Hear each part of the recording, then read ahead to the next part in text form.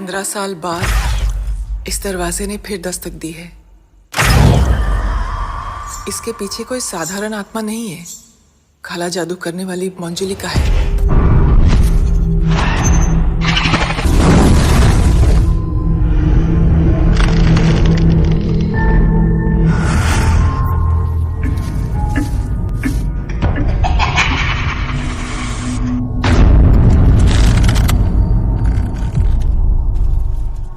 बहुत सी आत्माओं से बात की होगी तुमने, लेकिन मंजुलिका सबसे अलग है रूहान।